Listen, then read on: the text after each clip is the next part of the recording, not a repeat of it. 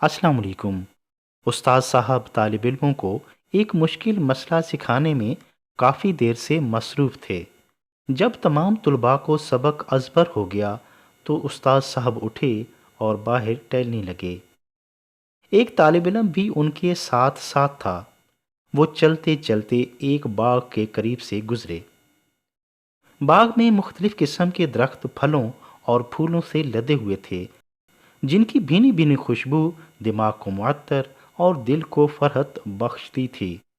یہی وجہ تھی کہ استاد محترم نے ہوا خوری کے لیے باغ والے راستے کا انتخاب کیا تھا۔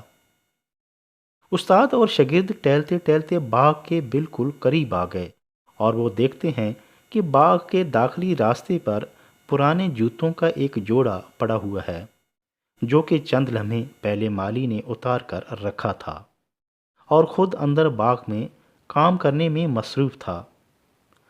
غریب مالی کے جوتے دیکھتے ہی شاگرد کو اچانک ایک شرارت سوجھی اور جوتوں کی طرف اشارہ کر کے ہنستے ہوئے استاد سے کہنے لگا، استاد جی، یہ باغ میں کام کرنے والے مالی کے جوتے ہیں، آئیں ایک شغل لگاتے ہیں۔ میں یہ جوتے چھپا دیتا ہوں اور پھر دیکھتے ہیں کہ بیچارے مالی کا کیا رد عمل ہوتا ہے۔ اس مسکین کے ساتھ ہنسی مذاق کریں گے، تنگ کریں گے، اور جب ہم موقع کا بھرپور لطف اٹھا لیں گے تو جوتے اسے واپس کر دیں گے۔ اسی بہانے تھوڑا ہنس لیں گے، تفریح ہو جائے گی اور ذہن تازہ ہو جائے گا۔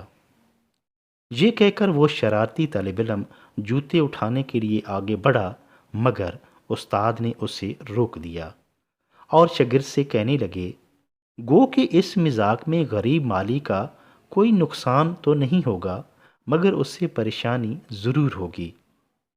اپنے ہنسنے اور تفریح کے لیے بیچارے کو کیوں اداس اور پریشان کر رہے ہو؟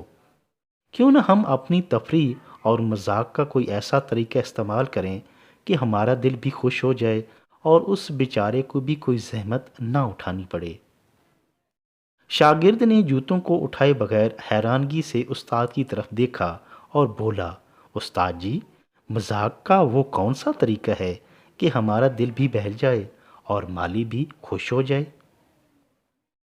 استاد نے کہا، دیکھو، وہ ایک غریب شخص ہے، کیوں نہ ہم اس کے جوتوں میں پیسے رکھ دیں اور پھر دیکھیں کہ وہ اس صورتحال کو کس طرح محسوس کرتا ہے۔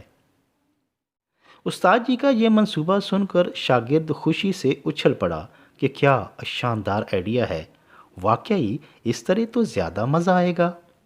ایک جوتے میں شاگرد نے کچھ پیسے رکھ دیے اور دوسرے میں استاد جی نے۔ پھر دونوں ایک درخت کی اوٹ میں چھپ کر دیکھنے لگے۔ تھوڑی دیر کے بعد مالی واپس آیا اور جوتے پہننے لگا تو اسے محسوس ہوا کہ ان کے اندر کوئی چیز موجود ہے۔ جب ایک جوتے میں ہاتھ ڈالا تو پیسے دیکھ کر حیران رہ گیا، اور اسی طرح دوسرے جوتے میں سے بھی پیسے ملنے پر تو اس کی خوشی کی حد ہی نہ رہی۔ دونوں ہاتھوں میں پیسے پکڑے وہ خوشی سے آسمان کی طرف منہ کر کے شکر ادا کرنے لگا۔ وہ کہنے لگا، اے میرے اللہ، تیرا کتنا احسان ہے، تو اپنے غریب اور گنہگار بندوں کو نہیں بھولتا۔ ابھی تو میں نے دستے دعا دراز کیے ہی نہیں تھے کہ میری مشکل حل کر دی۔ تو کتنا غفور الرحیم ہے، علیم و خبیر ہے کہ کبھی ہم سے غافل نہیں۔ تو میرے حالات سے خوب واقف ہے، تو جانتا ہے کہ میری بیوی بیمار ہے، اسے دوا کی ضرورت ہے اور دوا پیسوں سے آتی ہے۔ اسی طرح بچے بھوکے ہیں، ابھی انہیں دلاسا دے کر آیا تھا کہ کھانا لے کر آؤں گا۔ اسی کشمکش اور پریشانی میں تھا کہ کیسے یہ سب خرچے پورے ہوں گے، مگر اے مسبب الاسباب، تو نے کیسے کرم فرمایا اور پیسوں کا سبب بنا دیا کہ بیمار بیوی کے لیے دوائی بھی لے لوں گا اور کھانے کا بھی بندوبست ہو جائے گا۔ مالی یہ کہتا جا رہا تھا اور اس کی آنکھوں سے خوشی کے آنسو جاری تھے۔ اس نے پیسوں کو احتیاط سے جیب میں ڈالا، جوتے پہنے اور خوشی سے جھومتا ہوا گھر کی طرف روانہ ہو گیا۔ استاد اور شاگرد اس صورتحال سے بہت محظوظ ہوئے۔ نوجوان شاگرد تو خوشی سے تالیاں بجانے لگا اور استاد کے دلچسپ آئیڈیا کو داد دینے لگا۔ وہ استاد سے کہنے لگا، استاد جی، واقعی کسی غریب کی مدد کر کے جو خوشی اور طمانینت نصیب ہوتی ہے وہ کسی کو تنگ اور پریشان کر کے حاصل نہیں ہو سکتی۔ کسی کے چہرے پر مسکراہٹ لانے اور خوش کرنے کا ایک بہت ہی بہترین کلیہ آپ نے بتایا ہے جو کہ ساری زندگی یاد رہے گا۔